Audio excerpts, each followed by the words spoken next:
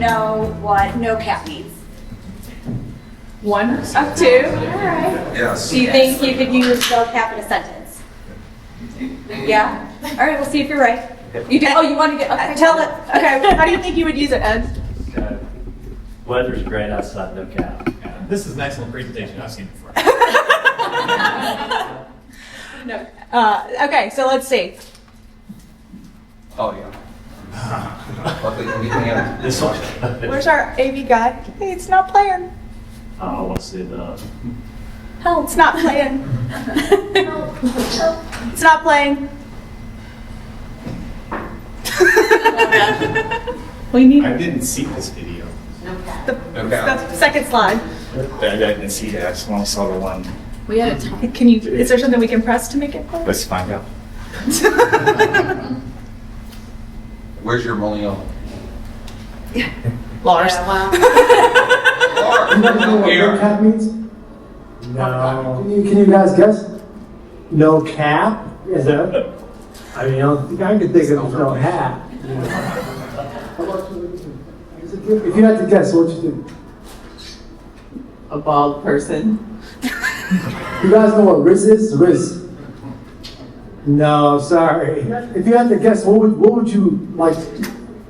Riz. Wow, that was too far out there. Yeah. Just guess.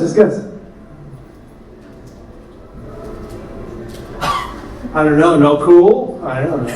How about you? What do you think? I have no clue at all. All right, so now that we see that those two folks who are oftentimes the folks who are making decisions have no idea what no cap means, let's get an explanation. There it is. Here we go. Hit enter. Hit what? No cap means lie. So if I say no cap, no lie. I'm not lying to you. It's true, right?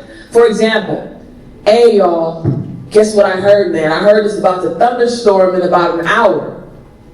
Nah, it ain't. Nah, no cap, for real. I saw it online, it's about to thunderstorm. No cap.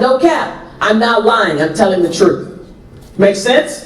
Now again, this is something that the younger people use, but it's important for you to understand what it means. And if you want to use it, it's okay, you can use it. No cap. All right. No, you can't.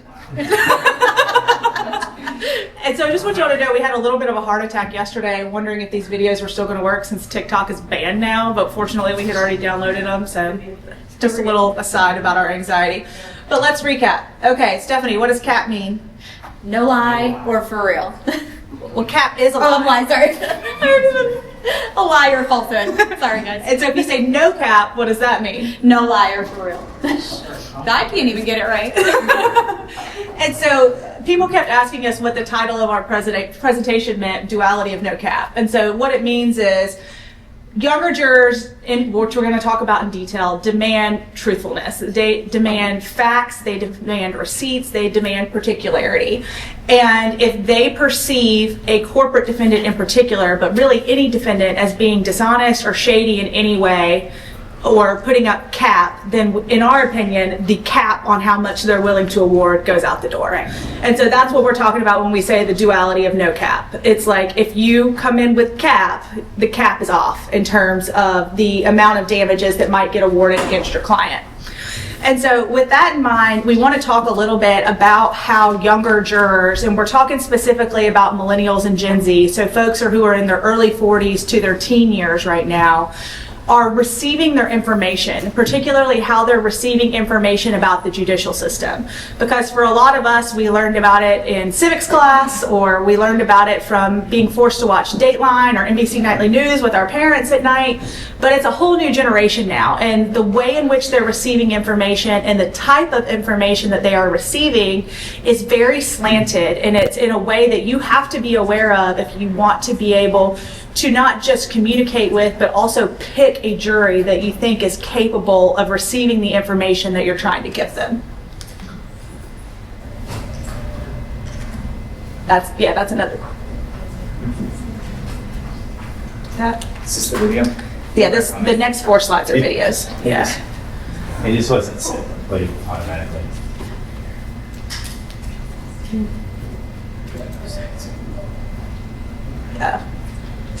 We gotta go back to that one. To that one? Yes. No. So that slide right there. That's the next. Yeah, that one.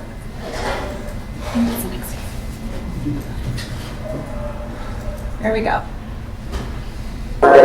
So take them to court. First things, you don't just go to court right away. Once you file a lawsuit, you have to file a complaint, and then they have 30 days to respond. Then we get the answer, and then 30 days after that, the discovery phase starts, which is usually 6 months. And during that process, you may have a mediation in the middle, you may have mediation at the end. There's going to be a lot of depositions. The deposition is a sworn statement under oath where they're going to ask you a ton of questions. These can take from 1 to 9 hours. They just ask you an unlimited amount of questions and will expose everything about you, your taxes, your employment history, background, family. They're going to want to ask everything. And if you're not ready to take on that sort of responsibility and that aggressive litigation process, then I wouldn't recommend it. So I like the idea of litigation, but I want you to know it is a strenuous process and it's going to take some time.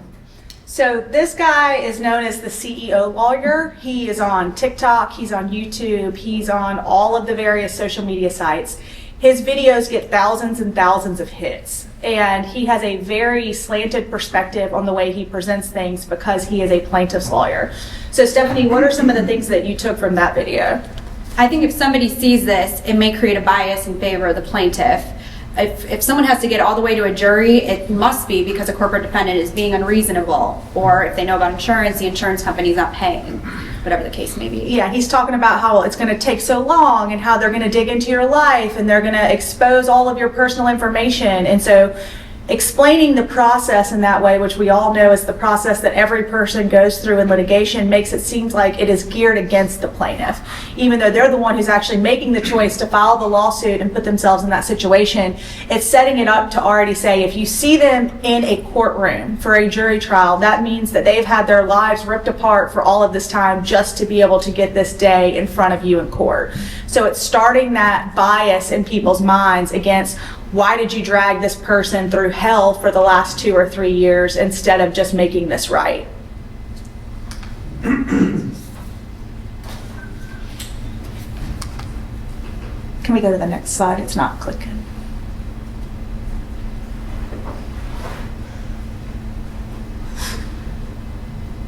Let's see here. There we go. Is that the next? I think that might be the same one we just watched. There we go. In my first year of practice, I settled over $3 million in car accident cases. And to answer this question, yes, you can get paid even if you are not hurt. Here's how you do it. You have to get diagnostic imaging done. In most states and in most jurisdictions, the insurance company must pay you just for the diagnostic imaging to make sure that you're not hurt. So if you go and get x-rays, MRI, CT scans, any sort of evaluation, the insurance company must pay you for that, and they should pay you for your time, your pain, your suffering, and the inconvenience of going through all of those diagnostic imaging. So you don't have to be catastrophically hurt, you don't have to be limping, you don't have to have any broken bones. You can still make an injury claim and get paid for pain and suffering, even if you don't think you're hurt. I like the boxing gloves and gun coffee. So again, this is our dear friend, the CEO lawyer, and one of the things I hear carriers saying all the time is all of this diagnostic imaging when somebody who wasn't hurt, didn't go to the hospital that day, didn't go to the hospital for days after. How did they run up $25,000 in MRIs and x-rays and CT scans? Well, this is the type of mentality that's out there. They know, given what your state is, that there's a minimum amount of insurance, it's particularly in auto accidents, that is available for recovery. And if you're talking about premises liability, it's even more. And so they are just betting against that assumption and saying, just go run it up because we know you'll be able to get at least $25,000 or whatever it may be in your given state. And I think that this sort of messaging is one of the reasons we're seeing people go and get medical treatment, sometimes invasive medical treatment, that they don't need because they're basically being told this is your right. This is what you should be doing if you find yourselves in a situation where you're involved in an accident. And in New York, at least, we've really seen this come to light recently with some RICO litigation and filing. So it's quite eye-opening. All right, let's go to our next one. So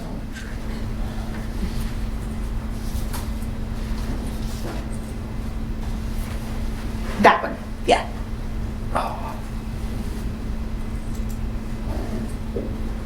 If you fall at a business and they call you and offer you money fast, be careful. They're trying to get you to settle quick and cheap.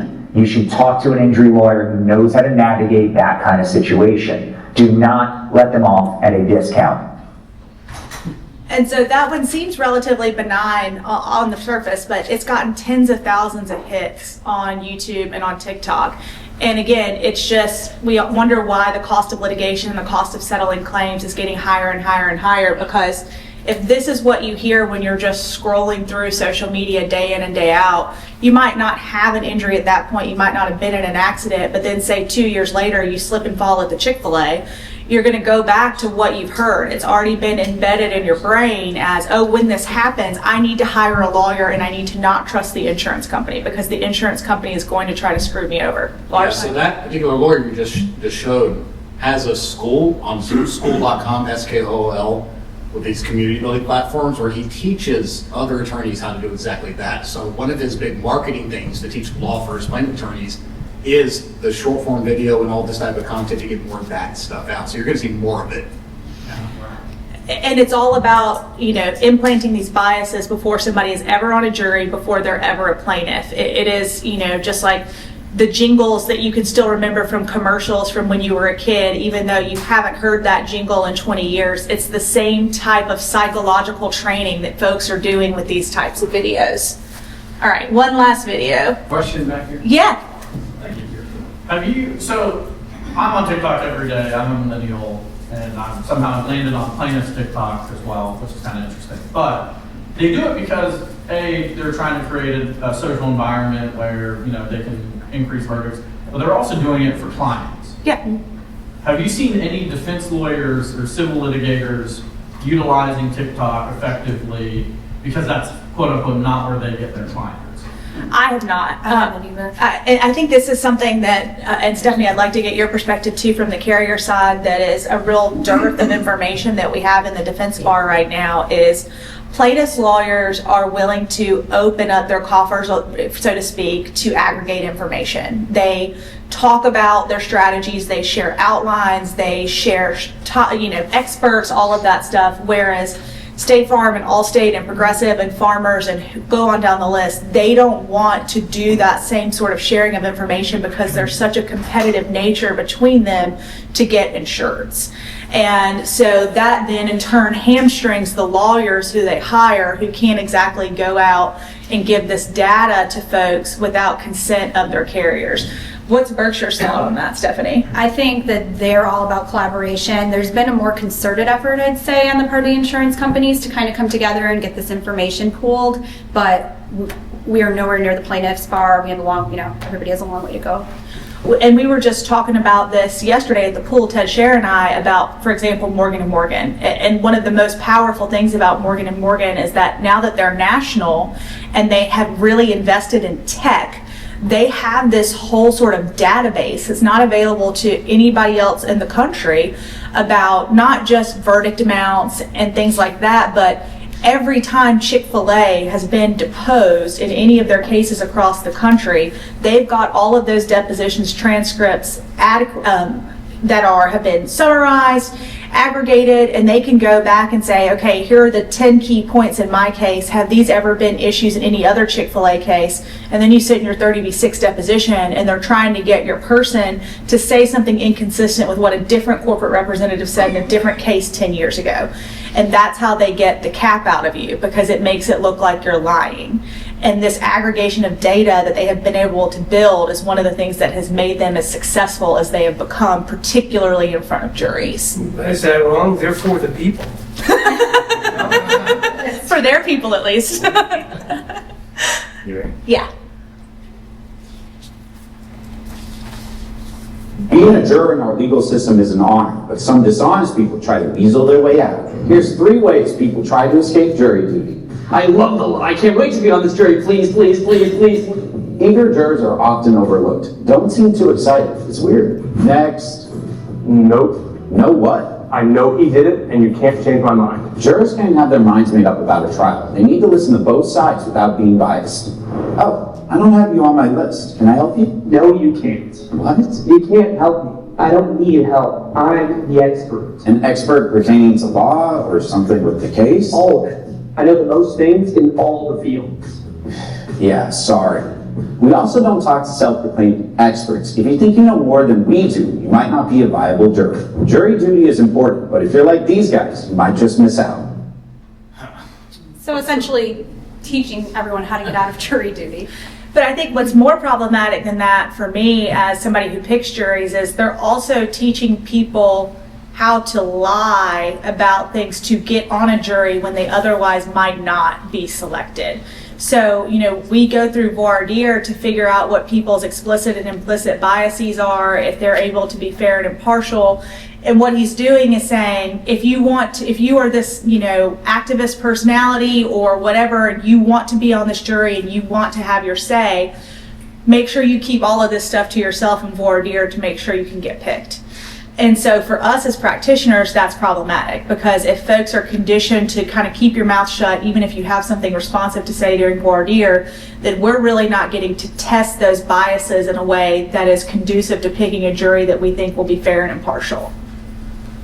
And if it hasn't become apparent already, based on the numbers that Melissa was reading off on the views, I mean, millennials and Gen Z are getting the bulk of their news and information from TikTok, from YouTube, from Instagram. So continue to play a role. So when we talk about millennials, who exactly are we talking about at this point, Stephanie? So yeah, I think we need to start this conversation also by examining historically what's impacted these generations and who they are. So millennials were born from 1981 to 1996. That's a 15-year age range. It can range from Beyonce, who's an older millennial, all the way down to Justin Bieber, and then the Spice Girls generation, Taylor Swift, Kendrick Lamar in between.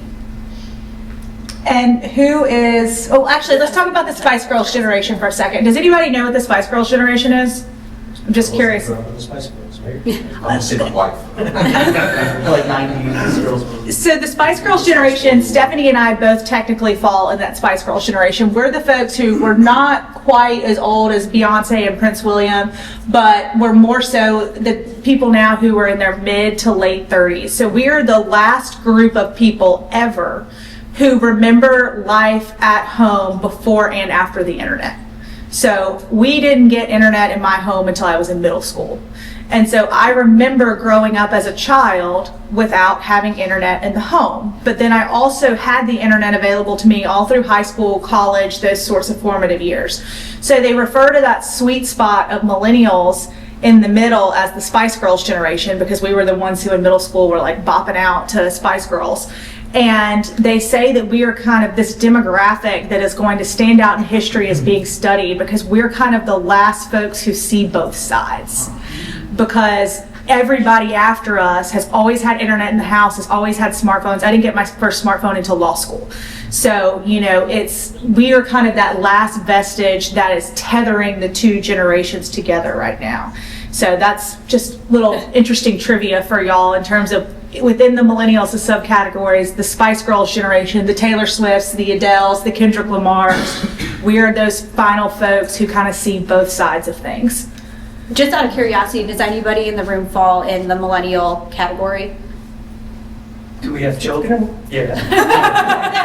Or you have extensive experience raising them. And so we always hear about millennials, but increasingly Gen Z is becoming important. So who's Gen Z? So Gen Z was born between 1997 and 2012.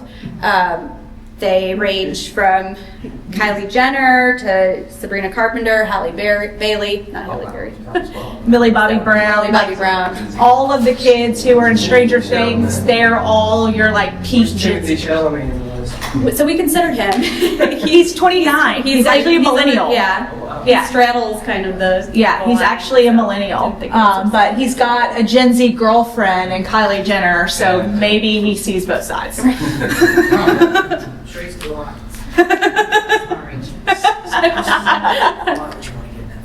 So why should you care about this? When I started coming to professional conferences 12, 13 years ago, I sat in so many sessions as a 26, 27-year-old lawyer where all I heard were millennials are the worst, they're ruining everything, they're going to be the death of the workforce, they're so lazy, they are so entitled. And I've heard that narrative again and again and again over my professional career. I'm now 37 and about to start my 13th year practicing law. And so why do you care? Well, because as of a few years ago, the millennials are the largest chunk of the workforce, which means they are also the largest chunk of your potential jurors. So the days of, to be frank, bitching and moaning about millennials has to be done. And there has to be some work that's put in to figure out how to understand and connect with these people, because otherwise you are taking the biggest block of your potential jurors and you're just isolating them. So let's talk a little bit about, on kind of an ideal level, who are Gen Zs and millennials. So we want to look at where they live. Traditionally or typically, they would be in city, urban centers, close to colleges and universities.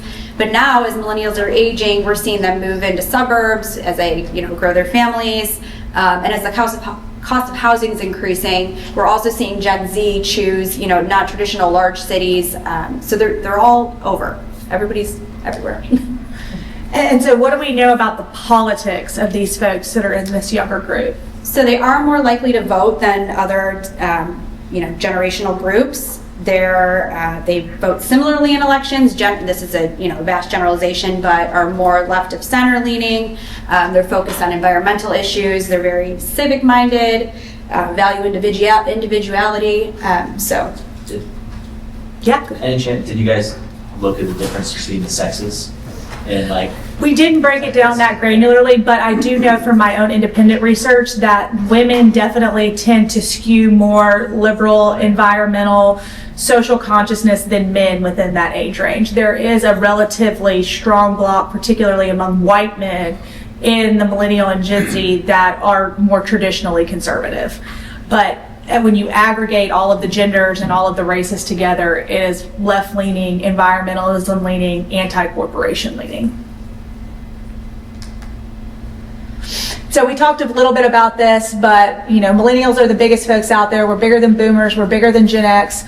One of the interesting things, and we'll see if this continues with political changes that are happening in the world, one of the reasons that millennials have grown so fast is immigration. A lot of them were brought over as children in the 90s, and they are now, permanent residents or citizens of the United States. And so it's really outpaced the growth you would have expected by the natural birth rate because of the surge of immigration that we had in the 90s and 2000 with folks, young families coming to America and raising their children here. And so in the workforce, Gen Z is now there. Oldest Gen Zs are now 25 years old. So you might have them working in your firms, you might have them working at your carriers. What types of workers are they? They are folks who, one, are less likely to be working. They are people who have extended their education. They might be taking a longer time to go to college. They might be getting advanced degrees. They might be taking gap years, which was something I had never even heard of until I think Malia Obama did it. And I was like, well, that's cool. I wish I could have afforded that. And so they're starting to work later. And when they come in, they are expecting more. And that is because they are so educated. These Gen Z folks have had an iPhone in their hands since the day they were born. They are data driven. They know what all of their friends make. They talk openly about that. I mean, I'm still old enough that talking about your salary is impolite. They don't consider it impolite now. They consider it impolite not to know that information about other people. Yeah.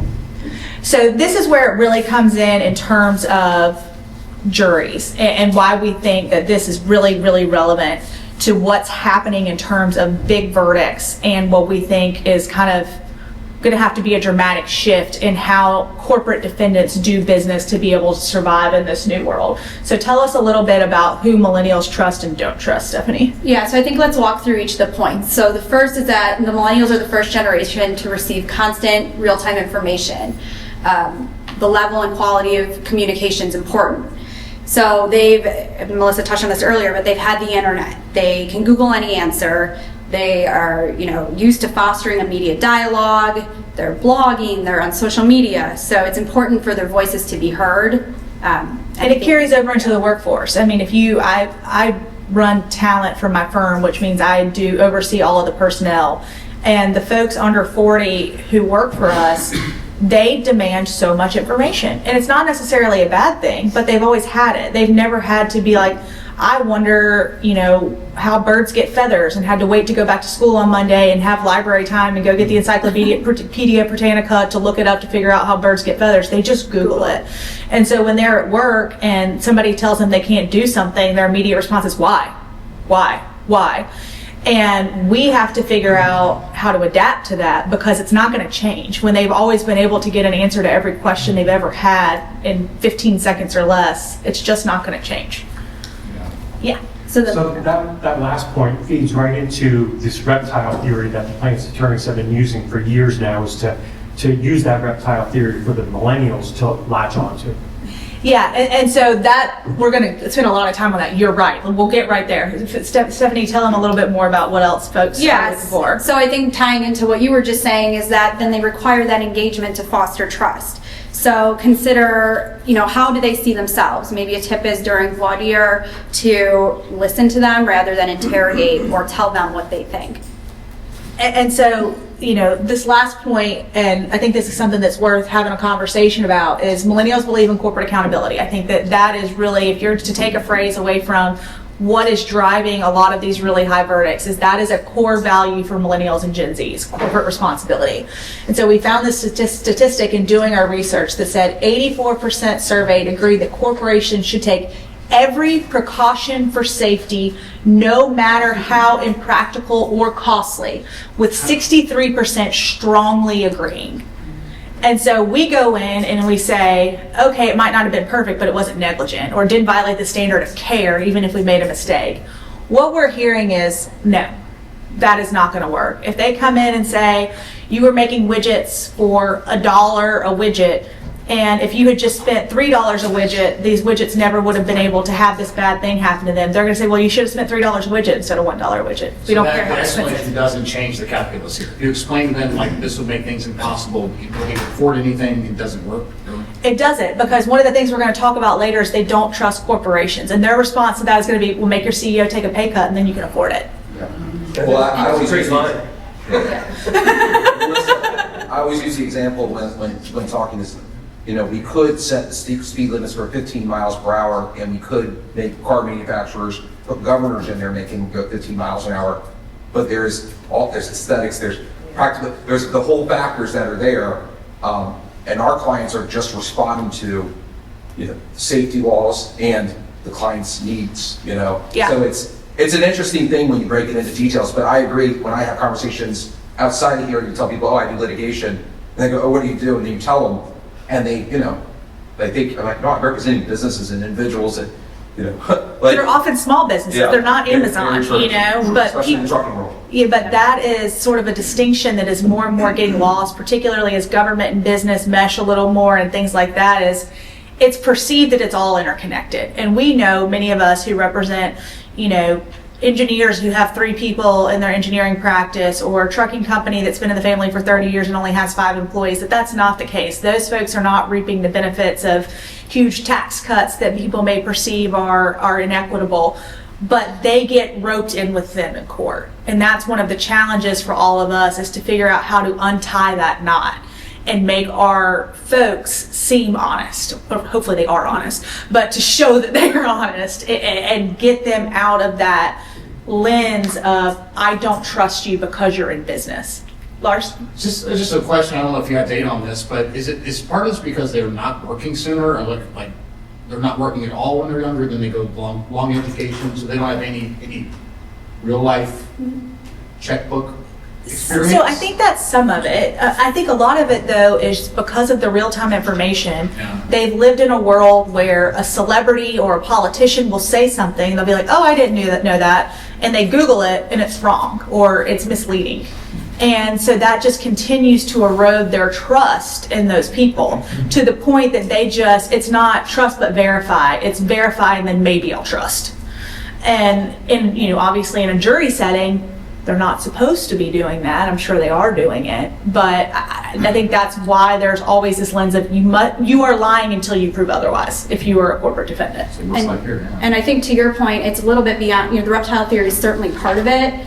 But, and we'll get into this in a little bit, but all these two generations have seen almost every major institution come into question for one reason or another, and that greatly impacts how, they view corporations then. And so on that point, Stephanie, who are folks that they trust and don't trust just from an abstract perspective?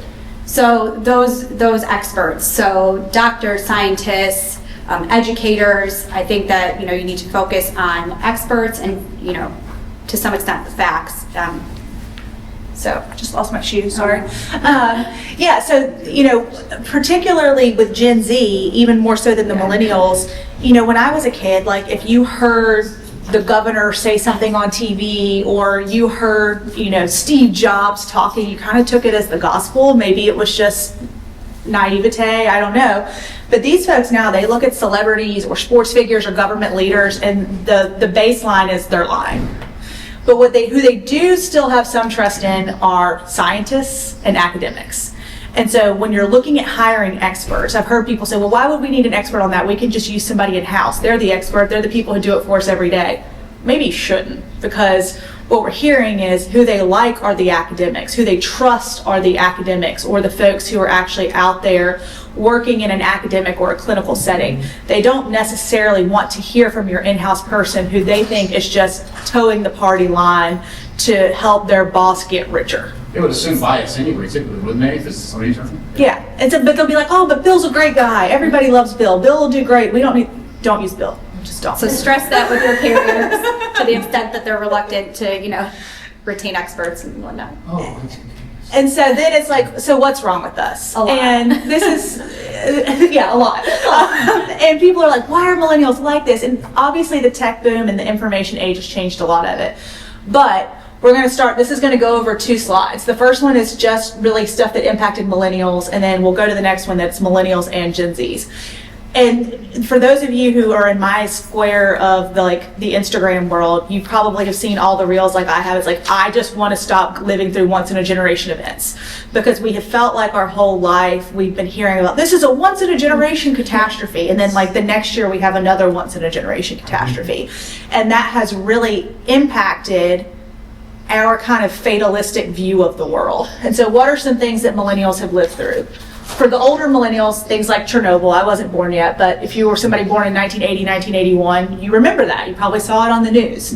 The stock market crash of '87, the fall of the Berlin Wall. The first one on here that I have really sentient memories of is the Bronco chase. I remember sitting in my parents' living room while they're chasing OJ, and I remember coming home after school and seeing court TV and watching the OJ trial. And that was one of those things where it really divided our country. We had an American hero who was being charged with murder, and people either loved him or they hated him, and there was no in between. The Oklahoma City bombing, same thing. I remember being terrified, watching that on the news as a child. Princess Diana, that was, again, she was this big cultural icon who tragically died. Columbine high school shooting, that one I think was on this list probably the most impactful. Do you remember where you were when you heard about Columbine? Yeah, I was in middle school. I can't remember the exact moment, but it was, it changed our lives. C-SPAN, there was kids jumping out the window. Yeah. Fun sight. I remember going to school. I was in 6th grade, Miss Woods' science class. I remember it like it was yesterday. And they locked down the school, and our parents had to come get us, and then it was right at the end of the school year, and they ended up canceling our last week of school because people were so terrified. They were getting all of the mock bomb threats. I'm that's a core memory for me now. I'm 37, and I still remember sitting in that 6th grade classroom, hearing about it, and being holy cow, who in here is wearing a trench coat? Do I need to be scared of them? Yeah. I was terrified of trench coats for years. And I think that's another thing, too, with the generations, that we experienced a lot of bomb threats. You had to leave school, they had to leave school, and I think prior generation, maybe the boomers were more like an air raid, more of a foreign adversary, not a domestic one. I feel like you said fatalistic view. I think millennials see more people as enemies now. Yeah, I mean, you were in, Friends. at that point, I had never, maybe didn't want to go to school, but you never felt it was a place that you weren't safe necessarily. And that was kind of when we were first like, oh wait, something bad can happen at school other than getting a bad grade. Like that wasn't even something we had conceptualized before. Right. Y2K sounds crazy, but I was terrified of Y2K. But you got to think about it. The vastness of the internet was, relatively new. The impacts nobody knew. I remember on New Year's Eve, because that was the thing. Everybody thought when the clock, struck midnight, everything was going to dismantle. I don't know why they didn't think about time zones, but regardless. So I was young. I was in middle school, I guess. And we always had a big New Year's Eve party at my parents' house. And at midnight, my uncle, thinking it was funny, flipped the circuit breaker. So all the lights are. I was terrified.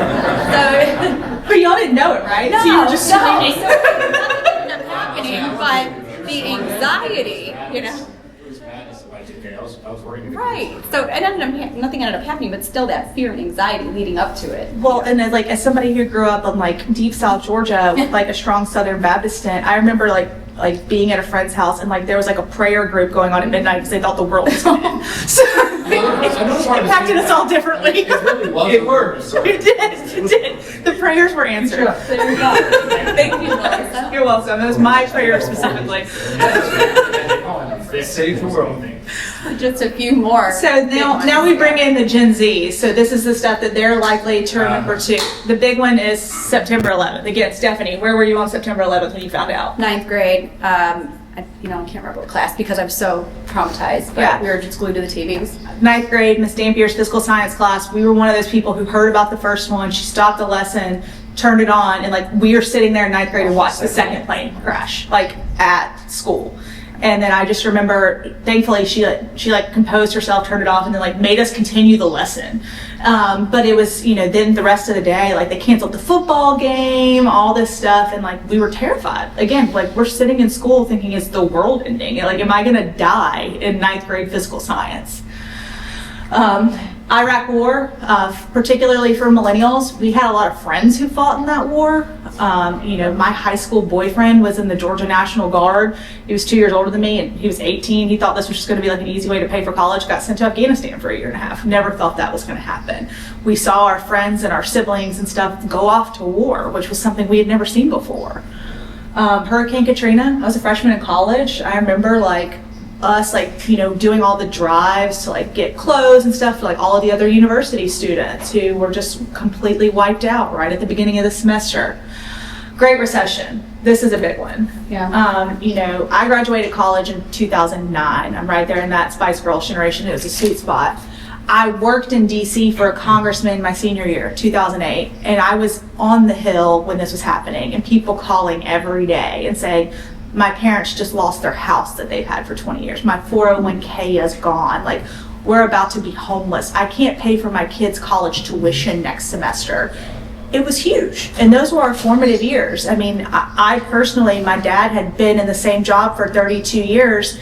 I was about to graduate college. I graduate college thinking they're going to pay for law school. And the summer before law school, he loses his job that he's had for 32 years. And they're like, guess what? We can't pay for law school anymore. You have to go sign up for student loans. And that impacted all of us. We had lives, many of us were good middle class people, and then we saw our families lose everything when we were college age. And that has really impacted what we think about banks and corporations, because rightly or wrongly, we blame them for it, the whole lending crisis. Nothing happened to them. The government bailed them out. Right. So we see that And the government will bail out. Yeah. Yeah, and then we still are feeling the effects from that, and then Oh, it definitely affected we'll get to it in a everything. minute, but coupled with COVID, and so it's had quite an impact. Yeah, and then Sandy Hook shooting. We talked about Columbine, but I think for a lot of people this was a different kind of shocking because it wasn't high school kids. It was elementary school kids this time, and that impacted people in a very different way. To hear about 5, 6, 7-year-old children dying. Heightened political discord. The political, no matter what side you're on, the political rhetoric in America has changed over the last 10 years. And particularly for Gen Z folks, this is when they're coming up. This is when they're first hearing about politics. This is when they're learning what a Republican is versus a Democrat, how elections happen, who does what. And it's at this time where the temperature is just really, really high. And so no matter which way they go, it's impacting them. And then, of course, COVID. COVID is one of those things that obviously economically we all see a lot of the impact that's still happening, but for folks I know who work in education and things like that, they say you can't overstate what it has done mentally to folks who were school age at the time. They lost a year plus of socialization, especially for kids in elementary school. That's a really formative time for when you learn how to interact with people and how to communicate with people. My sister is an elementary school assistant principal, and she said that they have groups of kids who still haven't made up the deficit on the testing from the remote learning that they did for a year and a half. That's one that's going to have a really long tail on it. And yeah. It widened to amongst socioeconomic gaps because people with more resources were able to get their kids to school, get groups together. And yeah, so that's not just millennials in general, but I think just the makeup amongst the generation. And the timing of it for millennials was about the time we were all like late 20s, early 30s. So the time that we'd be getting married, we'd be having children, we'd be buying houses, and just the world stopped and everything was terrible and we couldn't afford anything. Inflation was high, you couldn't go anywhere. And again, it's this feeling amongst these people of, geez, are we ever going to get to just have like a normal life? Are we ever going to not like have stuff just shut down and feel so hard? And whether you agree with it or you don't agree with it, the psychology and the science tells you that this is stuff that is really impacting how they feel about things and why they really don't like corporations in particular, because they feel like a lot of this stuff, like with COVID, we were all sitting at home where corporations were making record profits because they were jacking up prices, doing things like that, and they have a lot of resentment about it. I think CEO salaries in that time played a big deal. They skyrocketed. Yeah. We're running a little bit short on time, so I'm going to skip through a few of these things and just kind of go to the last two slides that tie it all back together. And so how does this impact verdicts? Because that's really what all of this is about at the end of the day. And I think that if you were to sum it up with a nice little bow, it's that there is a section of the millennial and the Gen Z group that wants retribution. They feel like their life has been stunted. They haven't been able to buy a house. They haven't been able to buy a car. They haven't had children because they can't afford the interest rates, or they can't afford childcare, or they can't afford health care, or whatever it may be. And again, rightly or wrongly, there's a significant portion of this group that feels like that is a direct result of decisions that were made by boomers in situations of power within corporate America. And they think that if folks had been a little less greedy and allowed some stuff to trickle down, that they would not be in the situation that they're in. And so that really goes into the distrust of companies, because again, like we talked about earlier, most of the folks in here are insuring or representing folks who are not traded on the NASDAQ. You know, we're dealing with businesses that are owned by people just like us who are just, you know, trying to earn an honest living and try to be as fair as they can be to their employees. But what we see on TikTok and what we see on Instagram, which is where they're getting their news, which is where they're getting their information, is the opposite of that. It is the big behemoth corporations where CEOs have scandals and you hear about them making record bonuses, and that has infiltrated their brains in terms of who they're looking at when there's somebody at a defense table in a courtroom. And so for them, they feel like this is their civic obligation. Like, you know, prior generations it was to go to the war or to sign up for the draft or whatever it may have been. A lot of folks in this generation feel like this is their civic duty, is if they are sitting on a jury, they are the last line of defense for all of the little guys. And they are there to make it right, even if it's only one company at a time, and show them that we're not going to take it anymore. And so how do we avoid the worst case scenario, Stephanie? It's not easy, but some things we can do to start is, we've kind of, just as a recap, to be honest, don't waste your time. No cap. Gotta write this down. Bring the receipts, like we said, use experts, research, technology, respect them, approach their viewpoints with respect, not just lip service, communicate, don't interrogate, and take time to understand why they are the way that they are. You know, all of these events that we just went through have greatly and significantly shaped their lives. I think there's sometimes a negative connotation attached to these generations, which may not be the right way to approach them. So, you know, try to seek to understand. And so one of the things that is a very practical pointer is the don't waste time. The 5 jury trials I've had in the last 2 years, one of the comments I've gotten consistently from jurors that they liked about my team and I is that we were efficient in the courtroom. Like, we ran everything off of an iPad. We didn't have somebody over there being like, Miss Smith, call up Exhibit 3. We were just moving through it. They don't like their time wasted. These are instant gratification people. They want to keep it moving, keep it moving, keep it moving. There's probably additional trust built by using an iPad. Technology plays into it. But, you know, they said they didn't like it. Like, we don't need you to lay like a breadcrumb trail for us. We are smart enough. We grew up with logic and we know, like, just get us there. Get to the point. Don't make us sit here for 2 weeks on something that you can explain to us in 4 days. And so as a real practical pointer here, I think I would encourage everybody, if you're defending a corporation, to figure out how to be as concise as possible, because you might not ever be able to make them like a corporation, but maybe you can make them like you more than the other attorney because he went on for 2 weeks about something and you were able to shut your case down in 3 days. And that is something that I think these folks really value, is people who trust that they can make reasonable deductions from information and don't just beat them over the head with it. So that's our presentation. As a plug for this is originally was presented at the Next Gen conference, which was in Denver in August.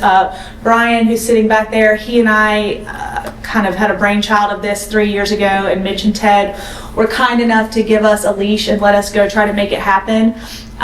It is content by millennials, and we would love for everybody to be there. We have our next our Next Gen Summit in August in Chicago. We would love to have folks there. We would love to have folks from your companies and your firms there. If you have folks who are up and coming, who you think are the next generation of leaders, like, those are the folks that we want around.